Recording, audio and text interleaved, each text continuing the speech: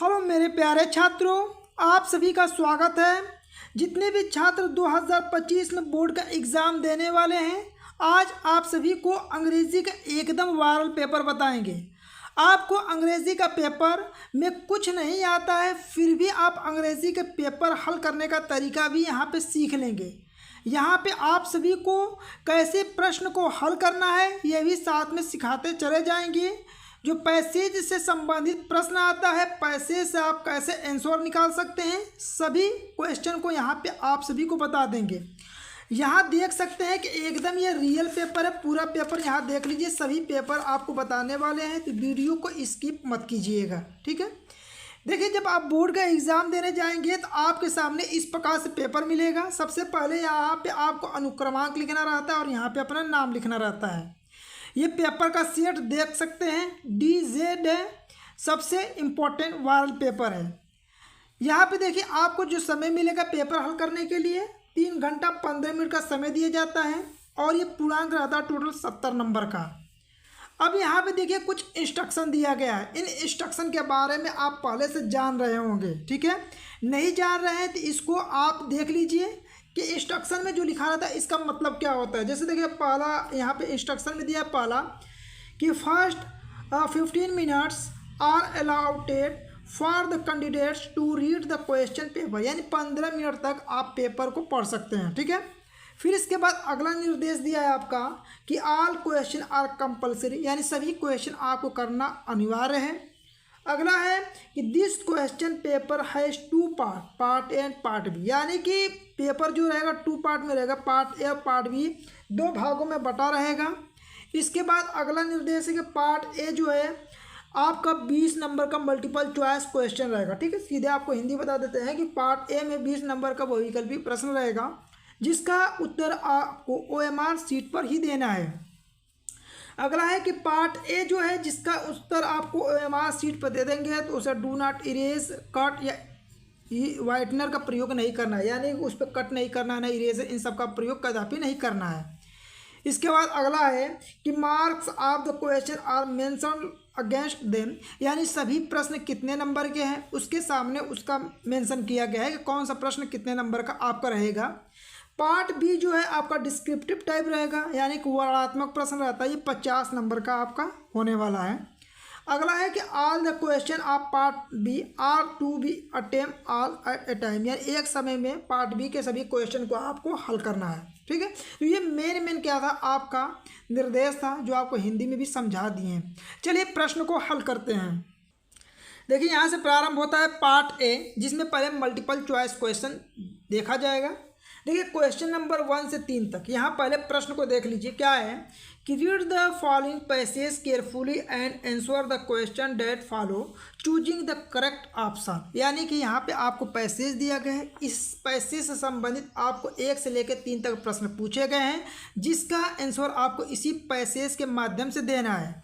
यहाँ पे देखिए, पहले पैसेज को एक बार ध्यान से पढ़ लीजिए, ठीक है, और फिर इससे संबंधित जो प्रश्न पूछा जाएगा उसको भी ध्यान से आप आंसर दे सकते हैं। बहुत आसान होता है, ठीक है। यहाँ देखिए, the last half of many life was spent at one of those painfully, ठीक है, इस शब्द को ध्यान दीजिएगा, painfully epoch of human history during which the world seemed to be getting worse where past victories which had seemed to be definitive have turn out to be only temporary. पहले passage को बहुत ध्यान से पढ़िएगा, ठीक है। यहाँ पर टेम्परेरी को भी ध्यान रखिएगा। When I was young Victorian optimise was taken for granted, it was thought that freedom and prosperity would spread gradually throughout the world, thought an orderly process and it was hoped that cruelty, tyranny and injustice would continually diminish, ठीक है। देखिए, यहाँ तक ये passage था। अब इस passage से संबंधित आपसे यहाँ प्रश्न पूछेगा, ठीक है। पैसेज पढ़ के आपको बता दी। देखिए, यहाँ पे प्रश्न कैसे पूछ, अब पैसेज से कैसे आंसर निकाला जाता है, बहुत आसान तरीका होता है। देखिए, यहाँ पे the author felt sad about the latter part of his life because, यहाँ पे उसके लाइफ के बारे में पूछ रहा है।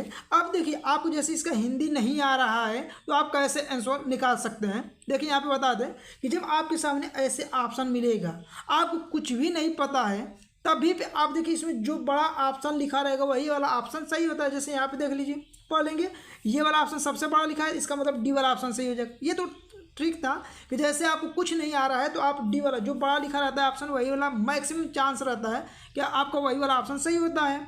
लेकिन चलिए यहाँ पे देखिए आप इसका आंसर कैसे निकालेंगे। तो देखिए author felt sad about the latter part of his life because, अब हिज लाइफ वाला खोजिए और उसमें से जो यहाँ पे शब्द दिया है, देखिए यहाँ पे पढ़ेंगे पूरे ऑप्शन में। तो देखिए चौथा और डी वाला ऑप्शन देखिए पेनफुली दिया है, ड्यूरिंग द पीरियड ये सब दिया है। अब इसको खोजिए, चलिए आ जाइए, हिज लाइफ पहले खोजिए कि लाइफ यहाँ पे कहाँ पे दिया है।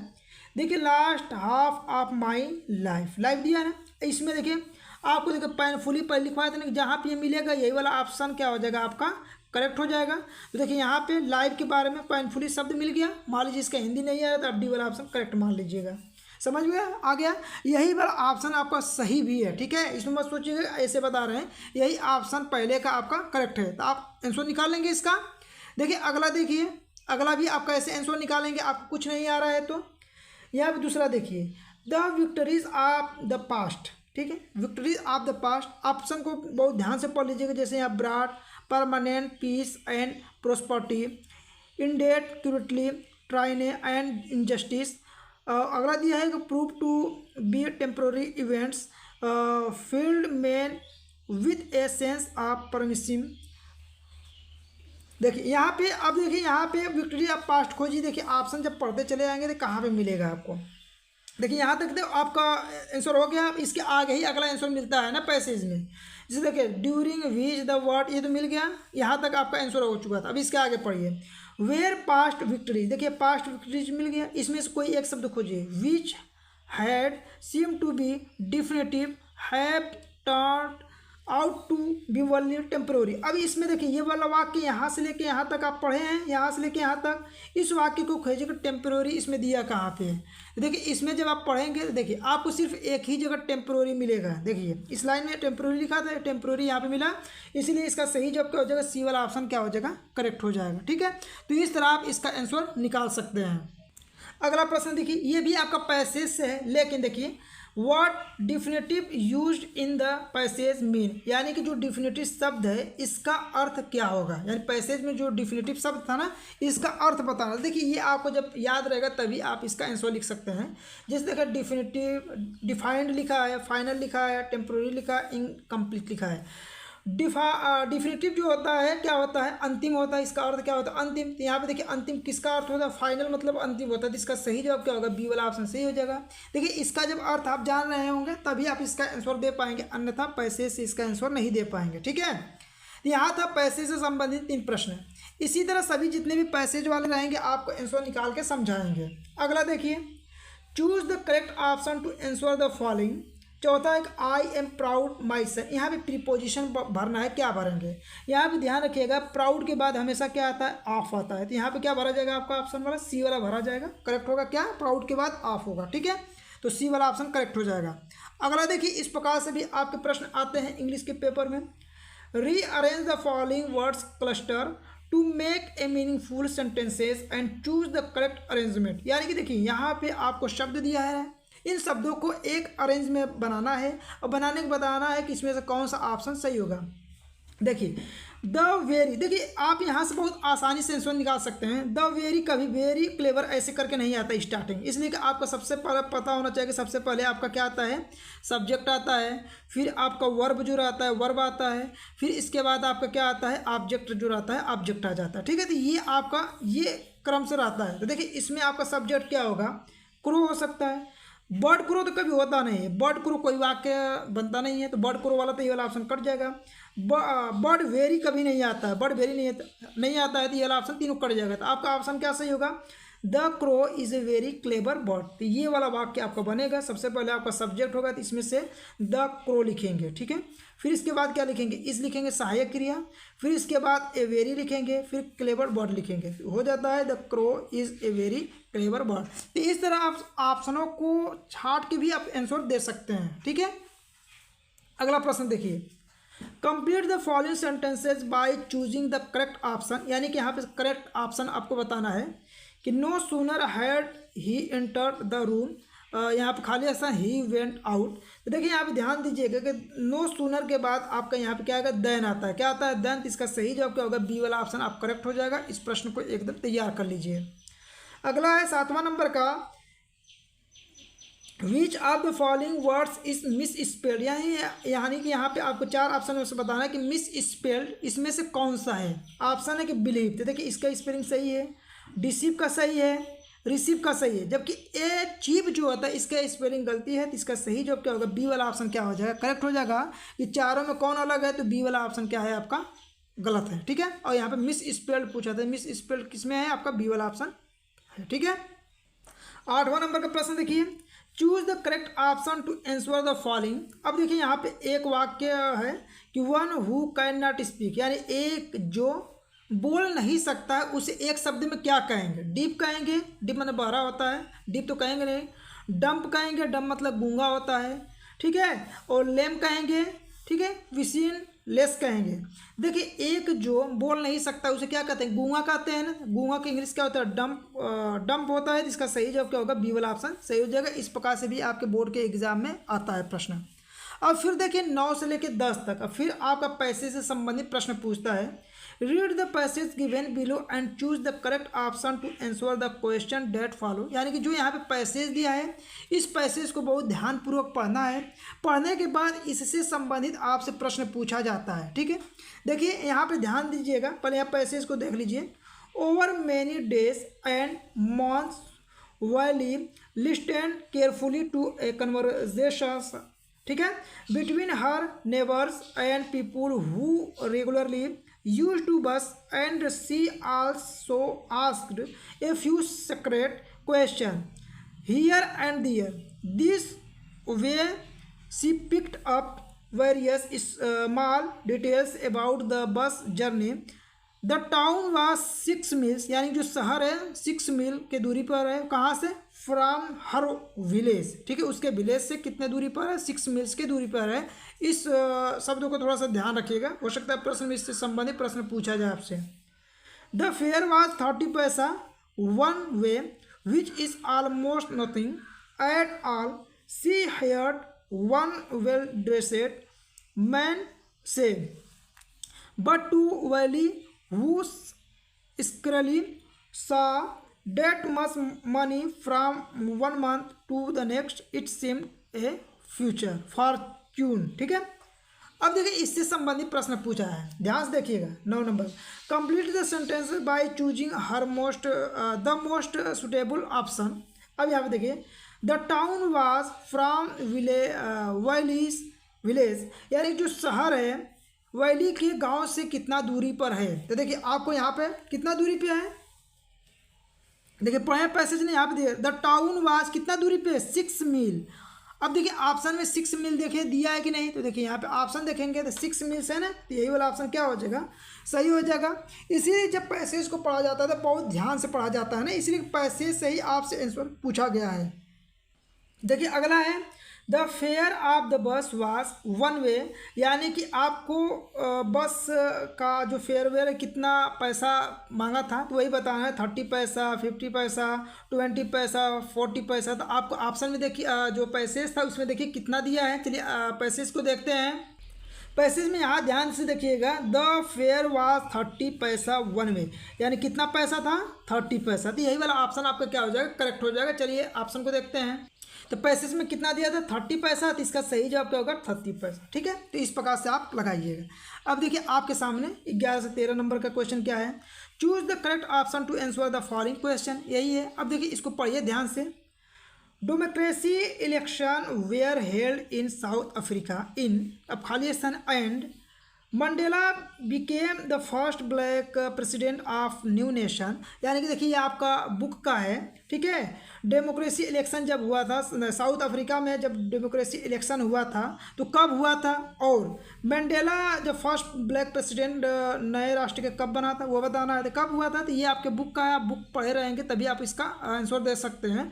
देखिए साउथ अफ्रीका में जो इलेक्शन हुआ था कब हुआ था, 1994 ईस्वी में हुआ था। इसका सही जवाब क्या होगा, सी वाला ऑप्शन क्या लगाएंगे, करेक्ट लगाएंगे 1994, ये आपके बुक का है, ठीक है। अब देखिए अगला है कि Lencho wrote a letter to God asking for a pesos, यानी लेंचो एक लेटर ईश्वर को लिखा था, कितने पैसे के लिए लिखा गया था, कितने पैसे के लिए लिखा था, 100 पैसेस के लिए लिखा था। तो इसका सही जवाब क्या होगा, बी वाला ऑप्शन क्या हो जाएगा, करेक्ट हो जाएगा। बी ऑप्शन 100 वाला क्या होगा, करेक्ट होगा। अगला देखिए, अगला क्या है कि वाली वाज ईयर ओल्ड गर्ल, यानी कि जो वाली थी कितने वर्ष पुरानी लेडी थी, यानी ईयर ओल्ड गर्ल बताना है कि कितने वर्ष की थी। तो 10, 7, 8 या 20, तो कितने वर्ष की उसकी उम्र थी वाली की, तो कितना था, तो यहाँ पे देखिए आप, ये था आपका 8, कितना 8 था, ठीक है। ये आपका बुक का है, बुक पढ़े रहेंगे तभी आप इसका आंसर दे सकते हैं। देखिए अगला है 14 से 15 नंबर का क्वेश्चन। क्या पूछा, read the given extract and choose the correct option to answer the following question. यहाँ पे ये आपका एक क्या दिया है, दिया है पैसेज पोयम का। इस पोयम को पढ़ के ध्यान से आंसर देना है, तो यहाँ से लेके यहाँ तक ध्यान से पढ़ लीजिएगा। देखिए, he stalks in his vivid steps the few steps of his case on pads of velvet quiet in his quiet rage. यहाँ पे देखिए केज माने क्या होता है, इससे भी आप पकड़ सकते हैं, लेकिन पहले चलिए आप यहाँ पे देखिए कि who is the poet of poem from which the above stanza has poem extract, यानी कि जो यहाँ पे पोएम का जो 4 स्टेप लिखा गया है, ठीक है, ये किस पार्ट से लिया गया है, किस पार्ट से लिया गया है और इसके कवि कौन है ये बताना है। तो कवि बताना है कि किसके द्वारा ये लिखा गया है। तो जो ये आपका है ये किसके द्वारा लिखा गया है, तो ये लिखा गया है आपका नॉरिस के द्वारा। किसके द्वारा लिखा गया है ये वाला, तो नॉरिस के द्वारा। तो इसका सही जवाब बी वाला ऑप्शन क्या हो जाएगा, सही हो जाएगा, लेस्ली नॉरिस। यानी इसको किसने लिखा है, तो लेस्ली नॉरिस ने लिखा है, ठीक है। अब चलिए देखिए अगला प्रश्न क्या है कि what is the title of the poem, यानी कि जो यहाँ पे पोएम दिया है, ये 4 लाइन का पोएम है जिससे लिया गया है, इस पढ़ के इसको बताना है कि इसका टाइटल क्या है ना। तो टाइटल मतलब होता है कि किस पार्ट से लिया गया है, उसके ऊपर का जो टाइटल लिखा रहता है पार्ट का नाम, वही आपको लिखना है। तो देखिए ये किससे लिया गया है, तो आप इसको जब ध्यान से पढ़ेंगे तो ये आपका लिया गया था the tiger in the zoo. ये किससे लिया गया है, किस पार्ट से लिया गया, टाइगर इन द जू से लिया गया है। तो इसका टाइटल क्या है, तो टाइटल यहाँ पे है ए टाइगर इन द जू। इसका सही जवाब सी वाला ऑप्शन क्या हो जाएगा, करेक्ट हो जाएगा। तो थोड़ा ध्यान से बुक को पढ़ लीजिएगा, आपसे बुक से संबंधित सारे प्रश्न कई पूछे जाते हैं। अगला देखिए, choose the correct option to answer the following, वही है कि सही ऑप्शन आपको चुनना है। देखिए यहाँ पे the writer of the lesson the making of scientist is, यानी कि द मेकिंग ऑफ साइंटिस्ट जो है पार्ट है, इसके लेखक कौन है आपको ये बताना है कि किसके द्वारा ये लिखा गया है, ठीक है। तो देखिए ये जो लिखा गया है रॉबर्ट डब्ल्यू पेटरसन के द्वारा ये पाठ लिखा गया था, आपको याद होना चाहिए। इसका सही जवाब क्या हो जाएगा, ए वाला ऑप्शन सही हो जाएगा। The making of a scientist ये किसके द्वारा लिखा गया है, तो ये लिखा है रॉबर्ट डब्ल्यू पेटरसन, ठीक है। अगला देखिए, रामलाल्स इल्डेस्ट डॉटर वाज, यानी रामलाल की जो इल्डेस्ट डॉटर थी उसका नाम क्या था आपको बताना है। कि जैसे राधा था, रेखा था, सुलेखा था, कमला था, तो क्या नाम था इसको आपको बताना है, ठीक है। तो देखिए जो रामलाल की जो इल्डेस्ट पुत्री थी उसका नाम क्या था, राधा था। तो इसका सही जवाब क्या हो जाएगा, ए वाला ऑप्शन सही हो जाएगा। अगला देखिए कि भोली वाज द डॉटर ऑफ, यानी भोली किसकी पुत्री थी, आपको यहाँ बताना कि जो भोली थी किसकी पुत्री थी, कलेक्टर रामलाल का पुत्री थी, तहसीलदार की पुत्री थी, इंस्पेक्टर की या नंबरदार की पुत्री थी। तो यहाँ पे देखिए जब भोली आप चैप्टर पढ़े होंगे तो उसमें आप पढ़े होंगे कि नंबरदार रामलाल की पुत्री थी। तो इसका सही जवाब क्या होगा, डी वाला ऑप्शन सही हो जाएगा। अगला प्रश्न देखिए 19 नंबर का कि ट्रिकी एक्चुअल प्रॉब्लम वाज, यानी ट्रिकी का एक्चुअल प्रॉब्लम क्या था, आपको यहाँ बताना है कि जो ट्रिकी थी उसकी एक्चुअल प्रॉब्लम क्या था। तो देखिए उसकी एक्चुअल प्रॉब्लम ट्रिकी की थी कि जो खाना रहता था वो विटामिन उसमें कम मात्रा में रहता था। तो ट्रिकी की एक्चुअल प्रॉब्लम खाना से संबंधित था। तो देखिए ये तो होगा नहीं, जैसे मलेरिया है, माल न्यूट्रिएंट्स है, फीवर, ये सब नहीं था। उसका मेन प्रॉब्लम क्या था, ये था वो meeting because of excess of food ना, खाना से संबंधित उसका सबसे ज़्यादा प्रॉब्लम था। तो इसका सही जवाब डी वाला ऑप्शन क्या हो जाएगा, करेक्ट हो जाएगा। अगला देखिए, मिसेस पम्फ्रीज वाज है, यानी मिसेस पम्फ्री क्या थी, पुअर लेडी थी, सेल्फिश लेडी थी, रिच लेडी थी या जेंटल लेडी थी। कौन सी लेडी थी मैम, मिसेस पम्फ्रीज कैसी लेडी थी, रिच लेडी थी। तो इसका सही जवाब सी वाला ऑप्शन क्या हो जाएगा, करेक्ट हो जाएगा। ठीक है, तो देखिए ये था आपका 20 मल्टीपल चॉइस क्वेश्चन जो आपके बोर्ड के एग्जाम में पूछा जाता है, और जितना भी प्रश्न बताया जा रहा है आपके बोर्ड के एग्जाम में आएगा। इन प्रश्नों को आप अच्छे से तैयार जरूर कर लीजिए।